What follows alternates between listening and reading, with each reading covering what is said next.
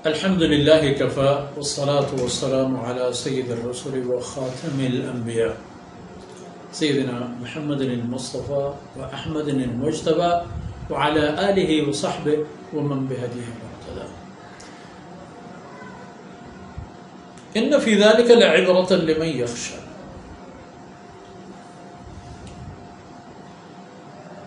سبحانك لا علم لنا إلا ما علمتنا إنك أنت العليم الحكيم.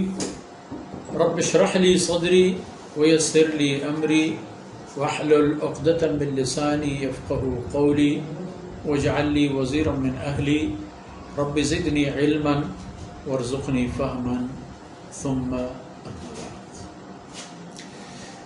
گرامی قدر بھائیوں بہنوں اور عزیز بچوں، ان فی ذلک لعبرۃ لمن یخشی، بات کو جوڑ دی تھی وہیں پر جہاں حل اتاک حدیث موسیٰ سے بات شروع ہو گئی تھی. قریش انسانی سماجی اور معاشرتی لیول پر اپنے لیے بہت زیادہ سے زیادہ حیثیت کے مدعی تھے. نسلی، لسانی اور ادبی اور علمی، اور اس کے ساتھ ساتھ وہ اپنے آپ کو بیت اللہ کے خادم سمجھتے تھے. بیت اللہ تمام ادیان میں قابل احترام ہے. ان فی ذلک لعبرہ، اس کہانی اور قصہ میں عبرت کی باتیں ہیں. لمن یخشی، ان انسانوں کے لیے جو خشیت الہی کے الحمدللہ عادی اور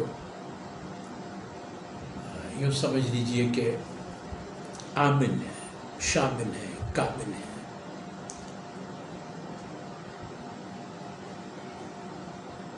ان فی ذلک لعبرہ، اور وہاں جو فرمائے حل اتاک حدیث موسیٰ، یہ قریش کے لیے چشم کشا ایک صورتحال سامنے رکھنے کے مترادف ہے.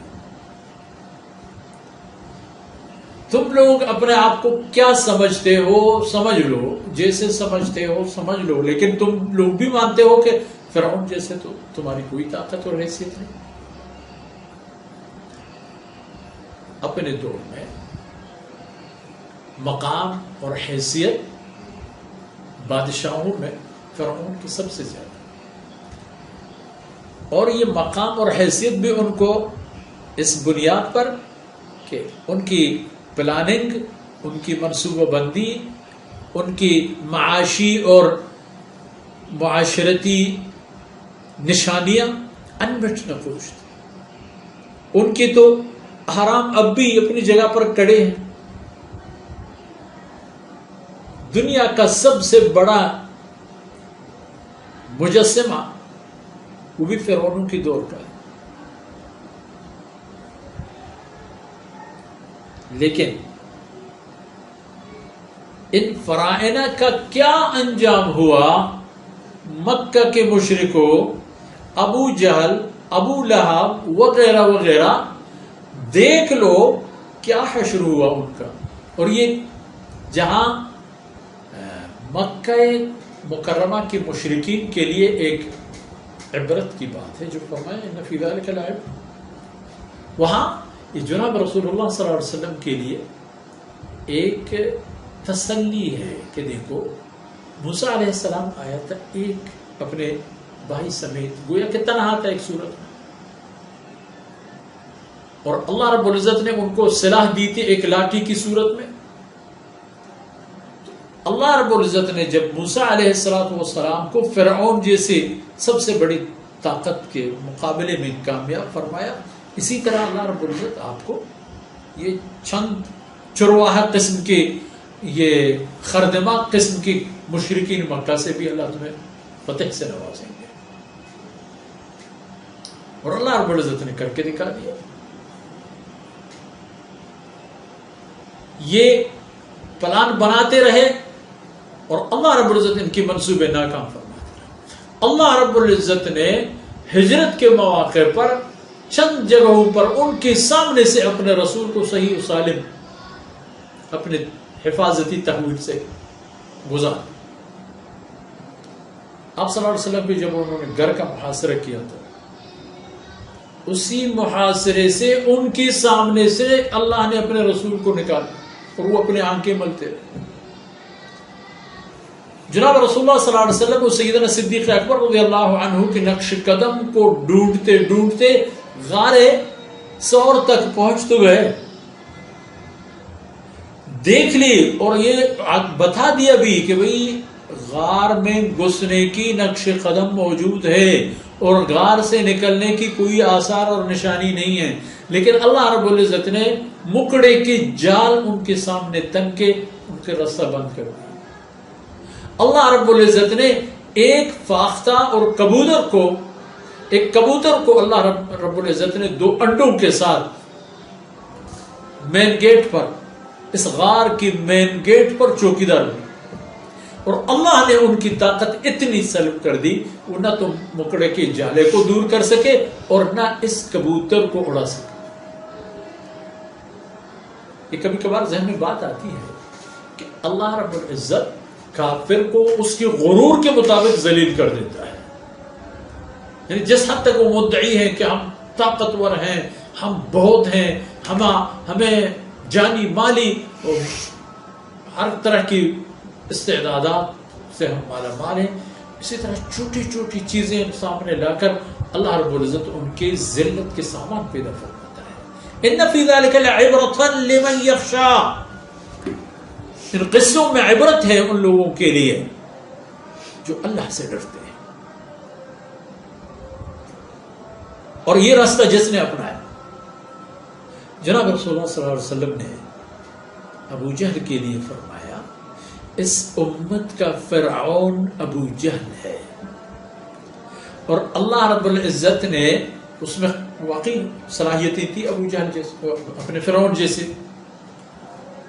ابو جہل میں فرعون جیسی صلاحیتیں تھی. جناب رسول اللہ صلی اللہ علیہ وسلم نے ان کے لیے فرمایا بھی کہ اس امت کا فرعون یہی آدمی،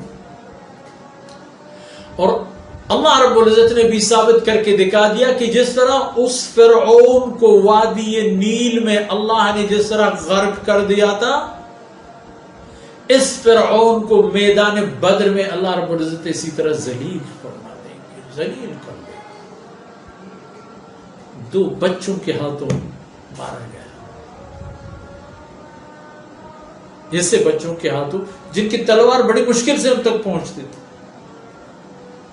تو اس لیے ان بچوں کو اس امت کی فرعون کے تک نہ پہنچ سکنے کی وجہ سے پہلے تو انہوں نے اس کے گھوڑے کے ٹانگیں توڑوا دی، تب جا کر اس کو مارنے میں وہ کامیاب.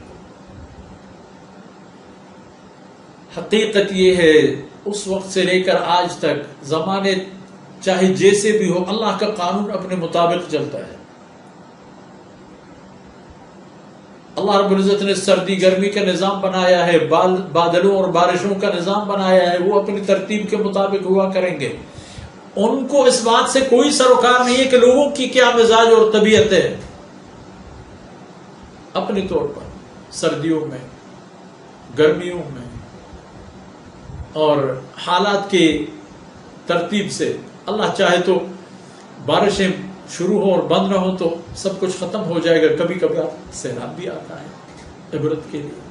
یہ فرمایا عبرت کی باتیں ہیں لمن یخشی، ان لوگوں کے لیے جو خشیت الہی کے مدعی، داعی اور عادی اور طلبگار ہیں.